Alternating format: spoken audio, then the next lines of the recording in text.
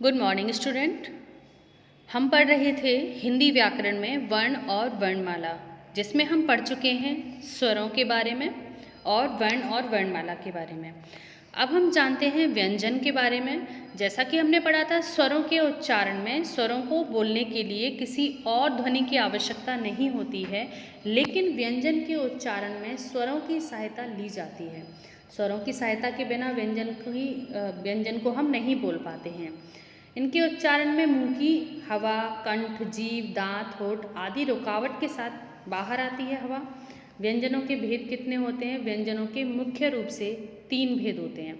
कौन कौन से होते हैं व्यंजनों के 3 भेद? देखते हैं आगे।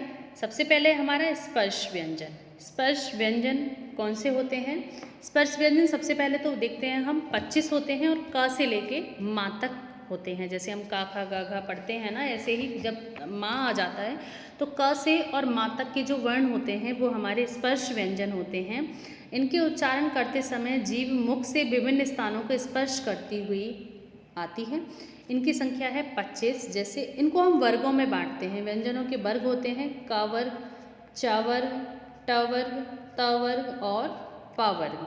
क वर्ग में क ख ग घ ण, च वर्ग में च छ ज ज ण, ट वर्ग में ट ठ ड ढ ण, त वर्ग में त थ द ध न और प वर्ग में प फ ब भ म। तो क से लेके और माँ तक हमारे क्या होते हैं? ये स्पर्श व्यंजन होते हैं। आगे देखते हैं अंतस्थ व्यंजन। अंतस्थ व्यंजन कौन कौन से होते हैं? इनका उच्चारण स्वर और व्यंजन के मध्य का सा लगता है, अतः इन्हें अंतस्थ व्यंजन कहते हैं। इनकी संख्या कितनी है? 4 है। कौन सी? य, र, ल और व। ये कौन से हमारे अंतस्थ व्यंजन है? हमारे 4 य, र, ल, व।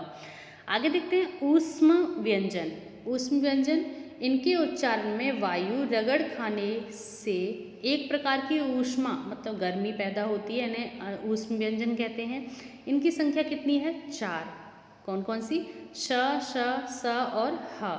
जब किसी व्यंजन में आ की ध्वनि नहीं मिली होती तो उसके नीचे एक तिरछी लाइन खींच दी जाती है। जैसे मैंने लिखा है यहाँ का, तो इसके नीचे एक लाइन मैंने खींच दी है, तो इसको हम क्या कहते हैं? इस वाली लाइन को हलंत।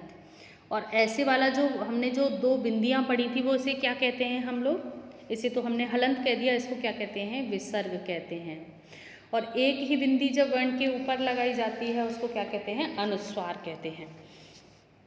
आगे देखते हैं हम संयुक्त व्यंजन किसे कहते हैं? संयुक्त, जब किसी शब्द के 2 या 2 से अधिक व्यंजनों के बीच में कोई स्वर ध्वनि ना हो तो आपस में जुड़कर ये उच्चारित होते हैं और लिखते समय इन्हें मिलाकर लिख दिया जाता है। जैसे र, और इसमें हमारा आधा का है, ये वाला का, और त है, ये इस तरह से है। र में भी आ है लेकिन का के नीचे हलंत लगा हुआ है, इसका मतलब इसमें आ नहीं है, ये आधा वर्ण है।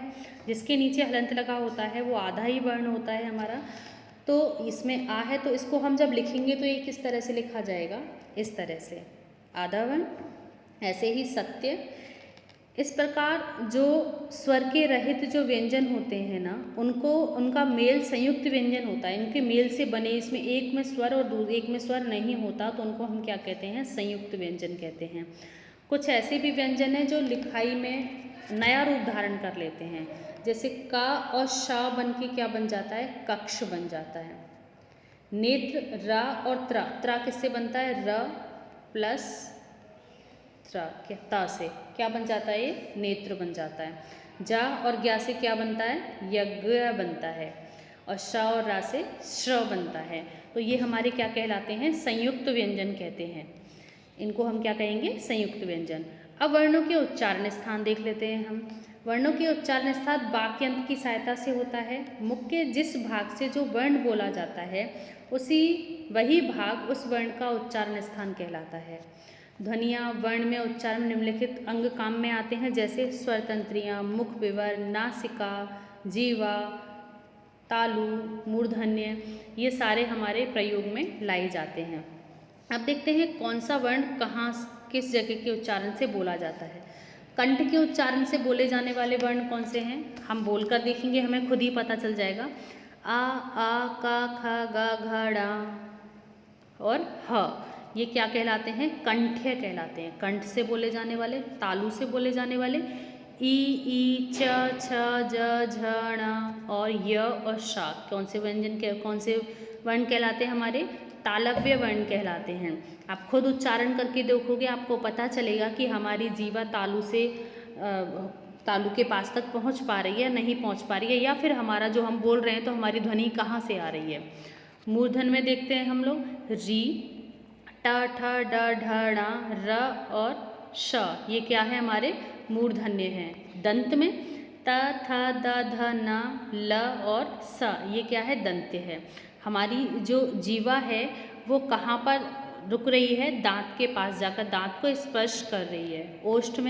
ओष्ठ में देखते हैं हम लोग प फ। सबसे पहले देखेंगे उ प फ ब भ और म। ये क्या है? हमारे ओष्ठ हैं।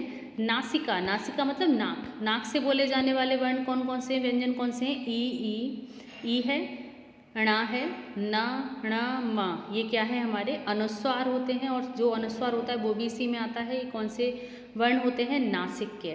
अब कुछ ऐसे होते हैं जो दोनों के मेल से बने होते हैं, जैसे कंठ और तालु दोनों से बोले जाने वाले जो वर्ण होते हैं। कंठ और तालु कौन से होते हैं? ए और ऐ। ये कंठ और तालु दोनों के मेल से बोले जाते हैं, तो इन्हें क्या कहेंगे हम? कंठ तालव्य। और कंठ और ओष्ठ से बोले जाने वाले ओ, ये कौन से हमारे? कंठोष्ठ कहलाते हैं। और दंत और ओष्ठ से बोले जाने वाला एक वर्ण है हमारा द। इसे हम क्या कहेंगे? दंतोष्ठ वर्ण कहेंगे। अब देखते हैं ड और डा का प्रयोग। इस तरह से किया जाता है। डा और डा वर्ण शब्द किसमें ये नहीं आते हैं? ये हमारी वर्णमाला में नहीं आते हैं, और अंत में इनका प्रयोग होता है, जैसे पढ़ना, पीढ़ा, बड़ा। कभी भी शुरुआत में इसका प्रयोग नहीं किया जाता। शुरू में कभी भी, जैसे किसी वर्ण की शुरुआत होगी, किसी शब्द की हम शुरू करते हैं किसी शब्द को, तो ये शब्द बीच में आते हैं या बाद में आते हैं, शुरू में नहीं आते हैं। तो इस तरह से हमारी आज हो जाता है ये वर्णमाला जो पाठ है वो पूरा होता है, वर्ण और वर्णमाला। धन्यवाद स्टूडेंट।